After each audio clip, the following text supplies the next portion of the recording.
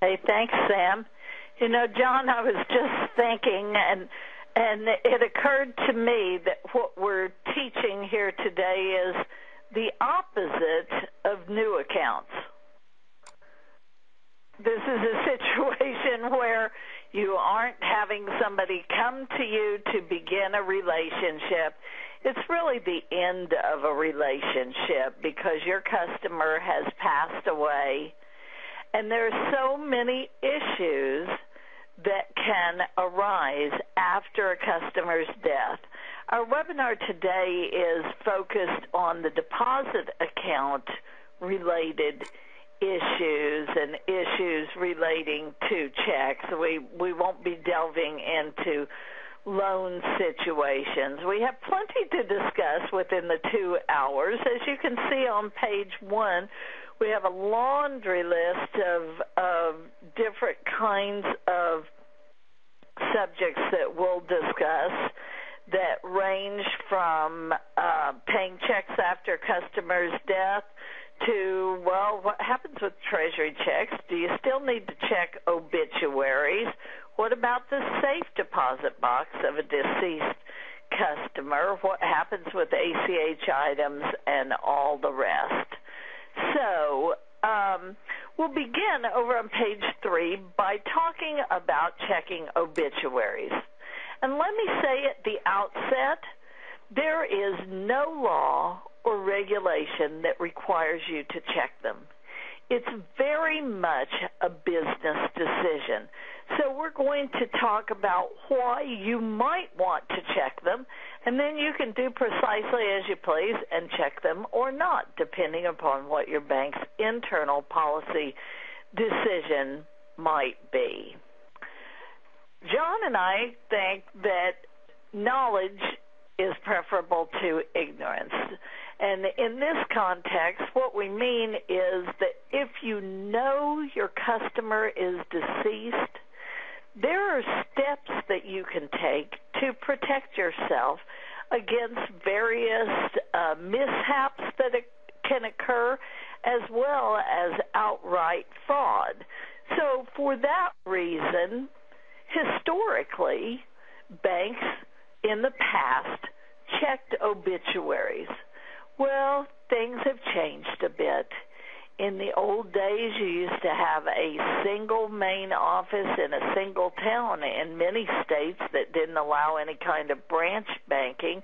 And even where you had branch banking, your customers lived where they banked, and your personnel tended to know them. So if a customer died, you didn't need to read it in the obituaries. Often you were running into a friend or a relative who would convey the information to you, and the obituary was simply another source for that. But the population has become much more mobile.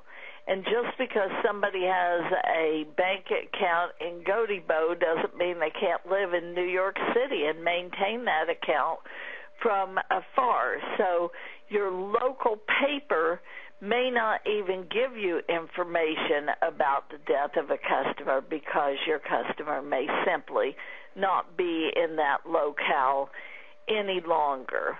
So there's no obligation under federal law to check obituaries, and we don't know of any under state law.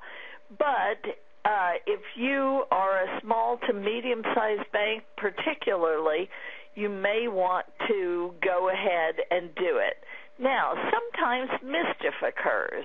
I had a banker tell me about a situation where their customer was out of the state on vacation, and his brother thought it would be funny to run an obituary on him.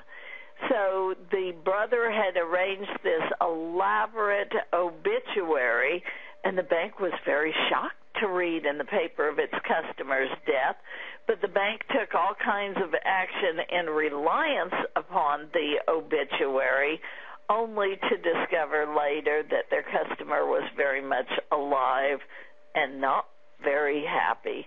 Obviously, he wasn't very happy with his brother, but the bank bore some of the criticism as well. So when you're looking at an obituary, you also have to consider, is this really the person? Years ago, somebody with a name identical to my father's had died, and my mother started getting all of these condolence cards. Well, it wasn't my father. So if you're going to check obituaries, make sure that the information in them is sufficient to allow you to make a fairly positive determination that this is, in fact, your customer before you take action. And there should be a procedure rather than having individual employees on a one-off basis take action. The notice of the death or the awareness of the death should be communicated to a central point of contact, whether that's an individual in a small bank or a committee or group of people in a large bank, so that they can follow particular procedures on there. When you have, turn over to page 5, when you have a death of an individual who has sole ownership accounts, then you have the possible risk of fraud, because if you aren't aware that the customer is deceased and someone has access to the person's debit card and PIN or has access to the checks, then in the time period between when the death occurs and when you learn of the death, they can be having all kinds of fun making mischief. Plus, because of the vulnerability of these types of accounts, it's best to put them under dual control until an estate,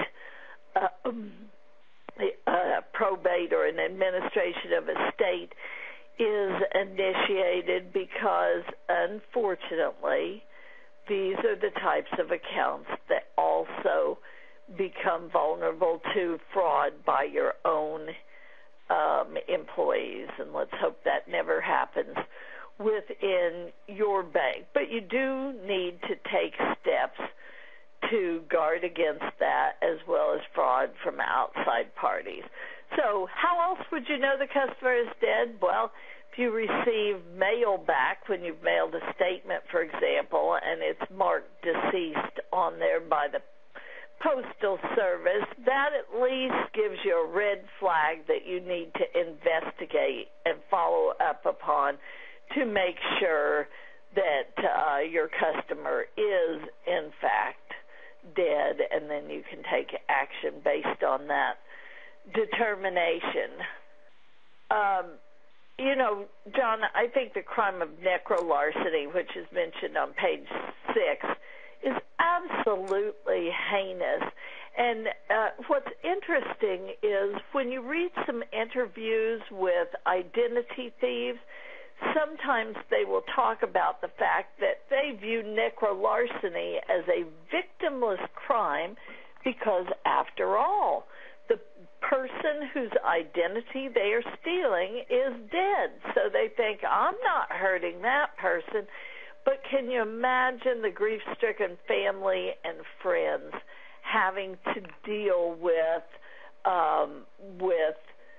detecting the fraud, stopping it, trying to mitigate the damages from it? It's just a horrible crime, but it's even happened to such famous people as Dave Thomas, the founder of Wendy's, and many others. It's happened to soldiers who were killed in the line of duty. So it is something that you need to guard against, and you can do that by periodically even checking the Social Security Master Death Index when you have reason to suspect that your customer may be deceased, but you don't know for sure. That's one source that you can go to. Some states also have a health department database. Now, John, why is it that the health department has records of people who aren't healthy anymore? Let's ponder that for a moment. Just kidding. Why don't you